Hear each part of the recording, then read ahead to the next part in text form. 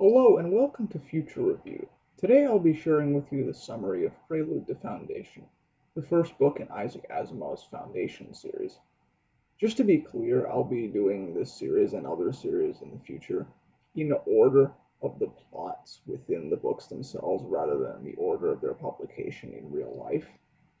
This is especially important for the Foundation series because the original Foundation trilogy of Foundation, Foundation Empire, and Second Foundation were published in the early 1950s, whereas the prequels and the sequels were published decades later. And so, if I were to do them in that order, that would lead to a lot of jumping around, and I think it would get too confusing very quickly. So, I'm going to do them in the order of the plots in the books, if that's okay. And also, disclaimer, spoiler alert, if that is a problem, this is your last chance to leave the video. You have been warned. Alright, with that out of the way, let's get to the video. Let me start by setting the scene for you. A young mathematician named Harry Seldon has just arrived on Trantor, capital of the Galactic Empire, to give a talk at the Decennial Mathematics Convention. Harry gave a talk about a revolutionary idea he's had that could change the course of history forever: psychohistory. Psychohistory is mathematics that deals with the interactions and reactions of large groups of human beings. To put it simply, psychohistory is the mathematics that predicts and models human society. And Harry Seldon himself, after the talk, wishes that he honestly had never given it, and he just wants to leave Trantor after some sightseeing and go back home and to his mathematical work from before. But events are unfolding with him at the center of it because of his talk. The first minister to the emperor, Edo de Merzel, has heard of Seldon's talk and of psychohistory, and he's interested in it, as you might expect from a top figure in the government. The government might be interested in the mathematics that can predict the future of society. And de Merzel convinces the emperor to grill Seldon about psychohistory and enlist his services for the empire. And so Seldon very unexpectedly receives a summons for a personal audience with the Emperor of the Galaxy himself. And so he answers the summons, the Emperor interviews him, asks him about psychohistory, but Seldon tells the Emperor that psychohistory is basically an idea at this point. It's very much in the conceptual stages, and he doesn't have anything concrete to offer him. Additionally, Seldon tells the Emperor that he's not even sure, and honestly, he's quite doubtful that psychohistory can actually be made into anything practical and useful.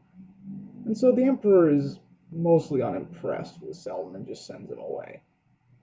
And after this, Seldon really just wants to get away from Trantor. He doesn't want any part of this high politics. He especially wants to leave Trantor after getting attacked by some thugs, and is saved by someone he meets soon after. He meets a reporter called Cheater Human, and Cheater Human has also heard of Seldon's talk on psychohistory, which at this point you can imagine Seldon is tired of hearing this. He just wants to go back to his quiet life on his home planet. But Cheater Human talks to Seldon about psychohistory some more, and he tells him some things. Cheater Human tells Seldon that the Empire is falling apart. It's declining. Cheater Human is a reporter, and so he has friends in high and low places, and so he hears things, and he's put all the information together, and the Empire is in decline. And so, Human convinces Seldon that for the good of the human race, he needs to make psychohistory a reality, so that he can either prevent the fall of the Empire or mitigate it and lessen the dark age that follows. And additionally, Human explains to Seldon that if he wants to develop psychohistory and not have it just immediately fall into the service of the government who will use it for their own selfish purposes, the best place he can be is actually on Trantor itself, because of the delicate political balance that prevails on the planet. See, if Seldon went to any other planet in the Empire, the Imperial government could pressure the local governments and pluck Seldon up quietly whenever it wanted. He would always be within easy reach, even if it didn't seem like that at the time. Whereas on Trantor itself, the many, many factions on the most populated and important world in the galaxy mean that the government actually has to watch its step quite a bit whenever doing anything, and because the individual powers on Trantor take their autonomy quite seriously. And so ironically, Selden is actually safest from the Imperial government's reach on the throne world itself, where their power is the weakest. And so Selden decides that, yes, he's actually going to work on psychohistory, he's really going to try this, and that he's going to stay on Trantor to do it.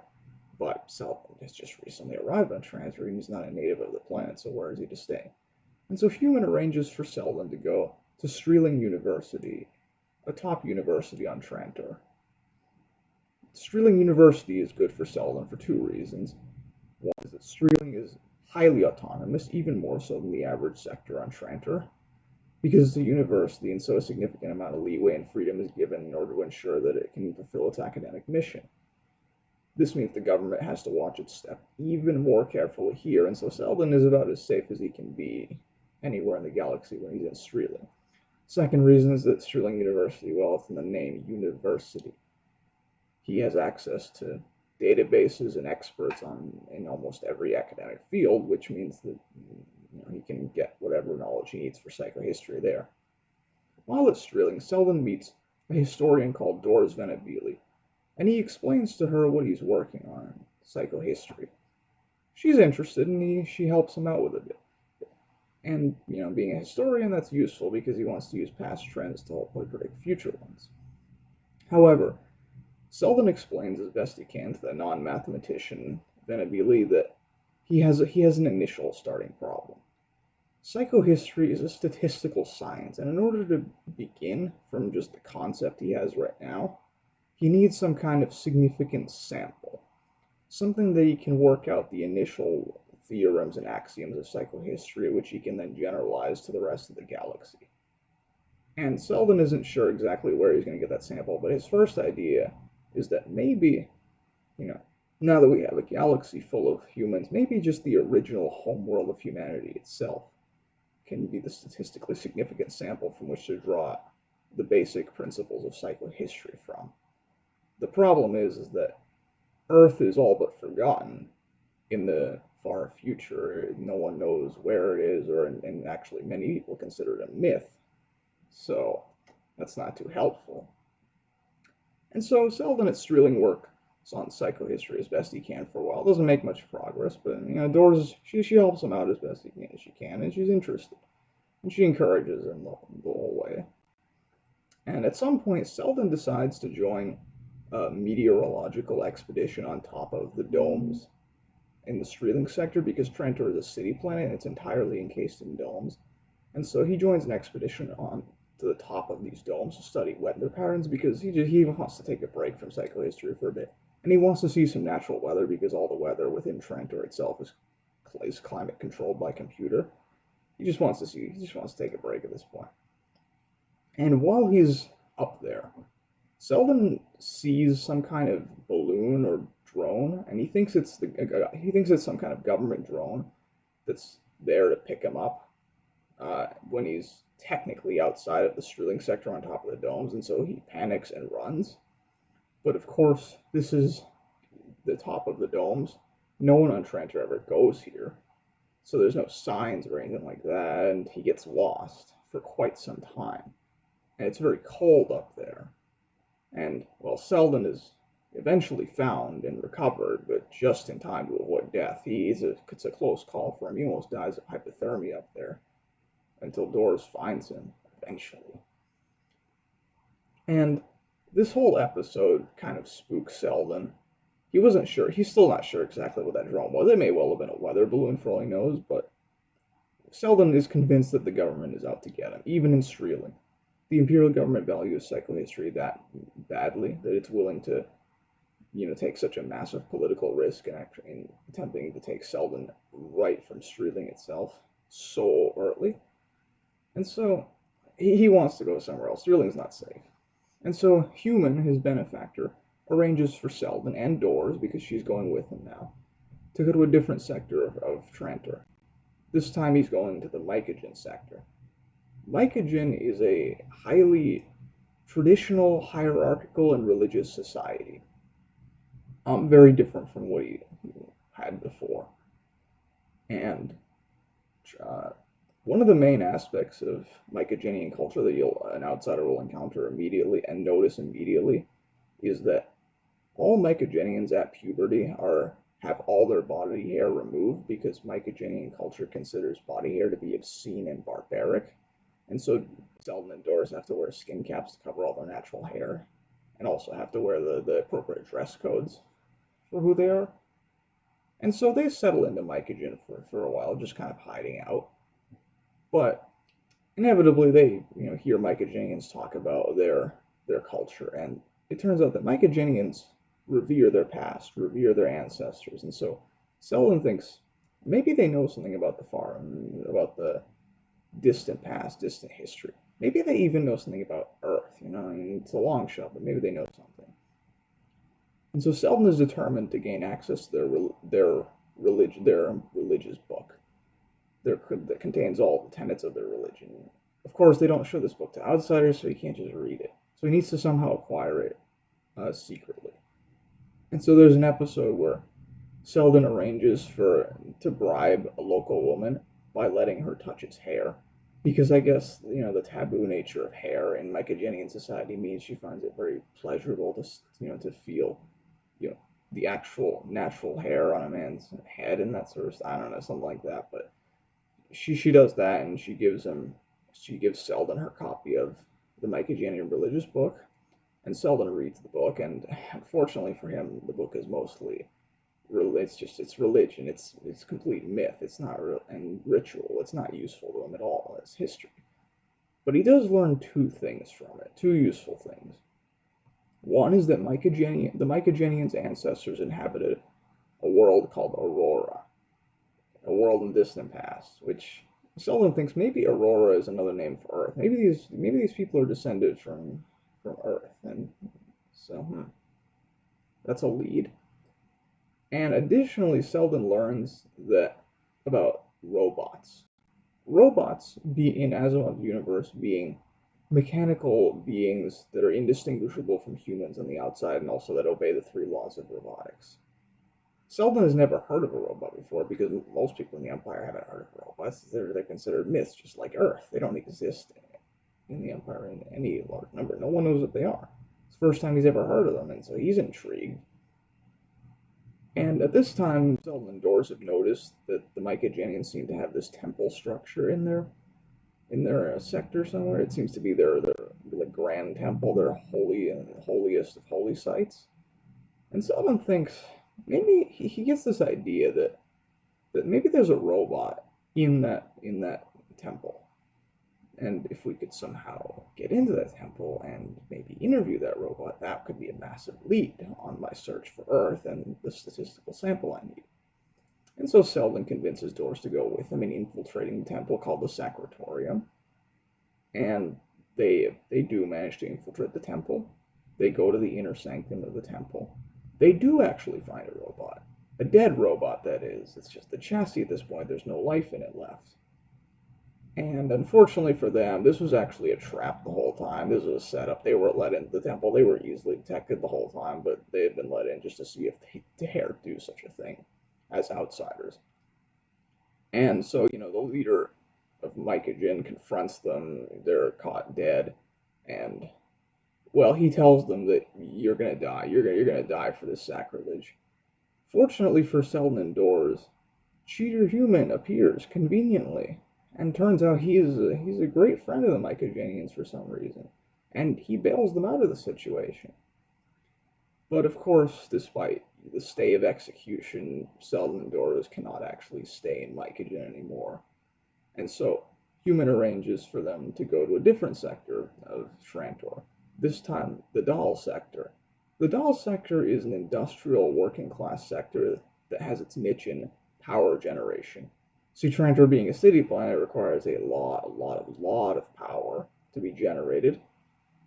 And the Dahl sector is one of the most important power generators because they're close to the mantle, and so they produce a lot of geothermal power, within Dahl, there's some level of social division, and one of the important ones is that the lower class people, a lot of the lower class people in Dahl work a job that is called heat sinking, which is the hard manual labor that actually produces the geothermal power. Heat sinkers are looked down upon by other Dahlites, but they're paid well.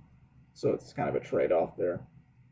And soon after arriving, and Selden and the Doors settle in Dahl with like a middle class type of family that's very, very concerned about keeping its squeaky clean reputation.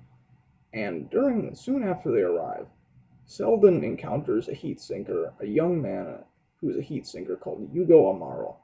Hugo Amaro has actually heard of Selden, and turns out after showing Selden some mathematical proofs that he taught himself.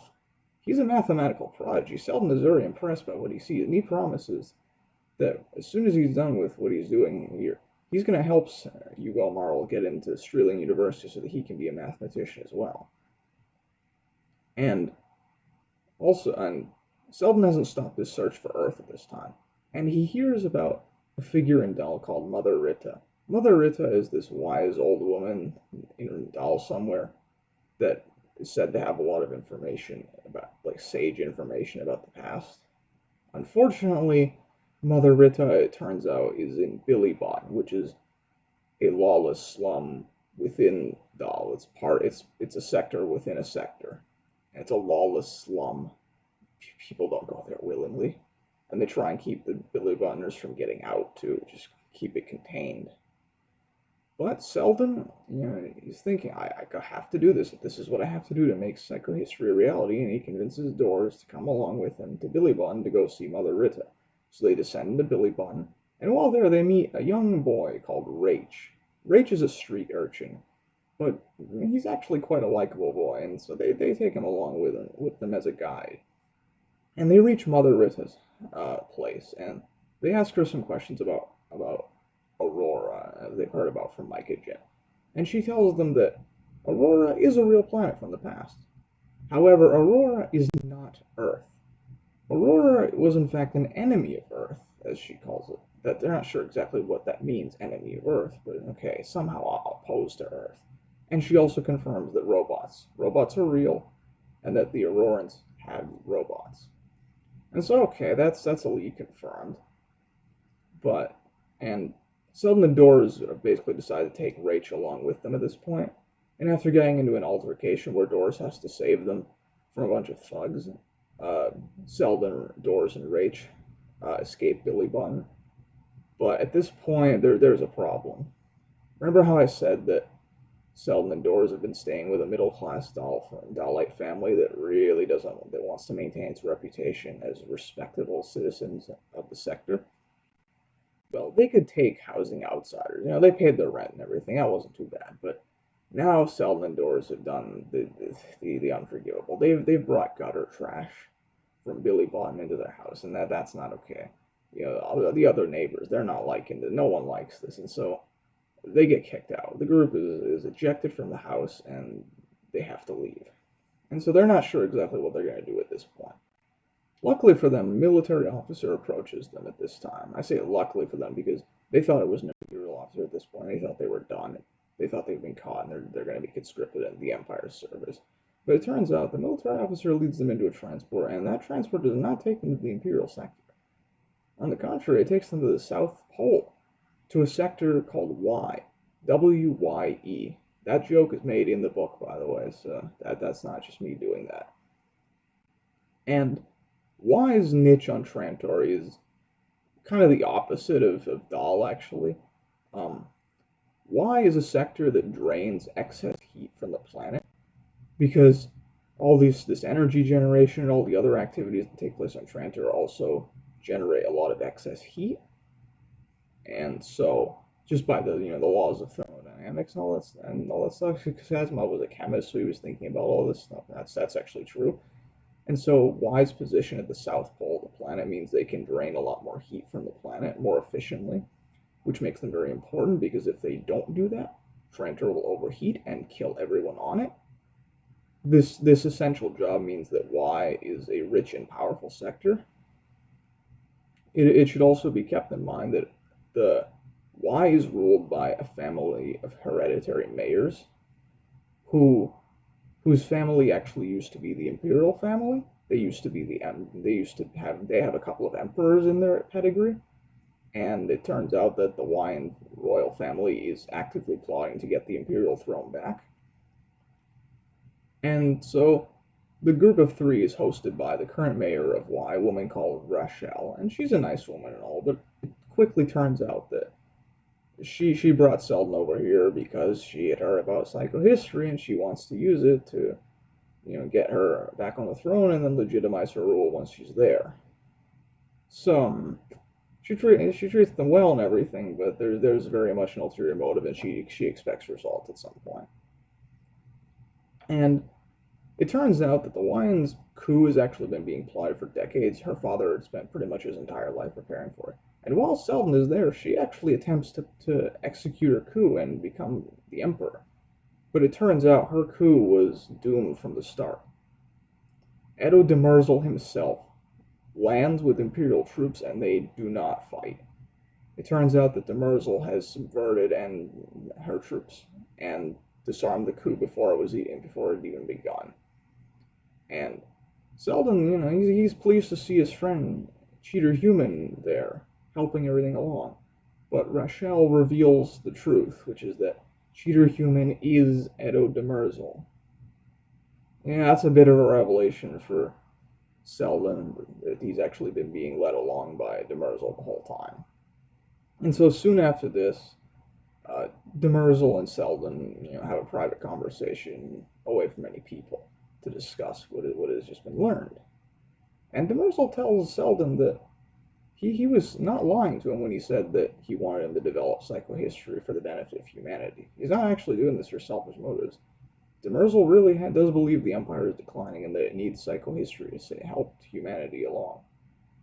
But you see, Selden, he's a smart guy. He's a mathematician. He's got a good logical brain on his shoulder, in his head, and so he's figured out that there is more to Demerzel than it seems. And Selden explains his reasoning to Demerzel's face, and concludes that Demerzel is in fact a robot. Moreover, he is a robot with the ability to influence people's minds.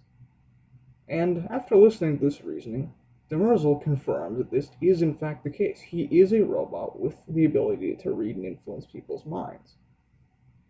Edo Demerzel explains to Selden that his true name is in fact R, R being a naming convention in Asimov's universe that stands for robot.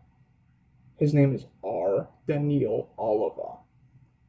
Daniil Oliva is a recurring character in many Asimov novels. So if you've ever read one of those, yep, this is the same Daniil Oliva, the same robot from his robot series. And so Daniil then explains to Selden his real reason for wanting psychohistory, which is because of what Daniil calls the zeroth law of robotics.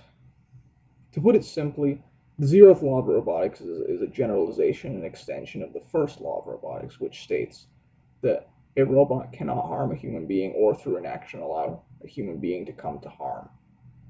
Daniil, being an especially complex and intelligent robot, has generalized the first law into what he calls the zeroth law of robotics, which states that a robot may not allow humanity to come to harm or through inaction allow humanity to come to harm.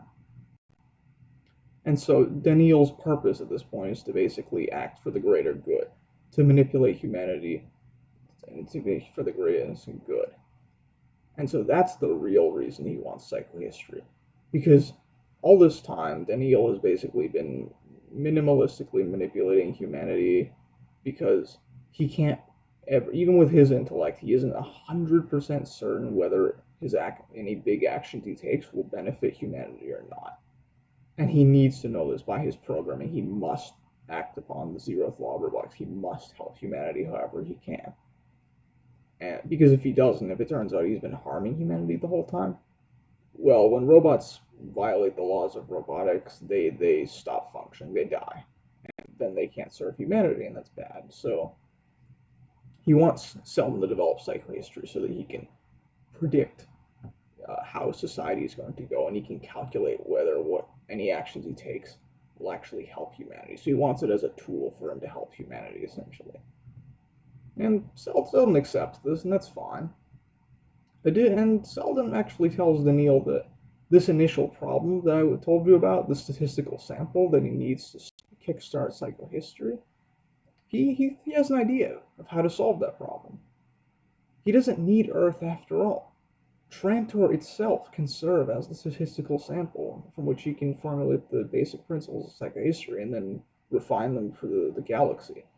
Because Trantor itself is, well, for one thing, large enough. It has a large enough population to be able to act as a model for the rest of the galaxy, and even better, Trantor is diverse. Trantor has hundreds of sectors on it, each of which are very different from each other. Trantor is actually a good representation of human society in general, of how humans act across the galaxy. He can test his hypotheses and theorems and axioms across many different societies so that he can be sure they're actually general and universal. In this way, Trantor can give him the laws of psychohistory, and he can figure out how society in general acts, regardless of any individual, even if they're extreme cultural differences.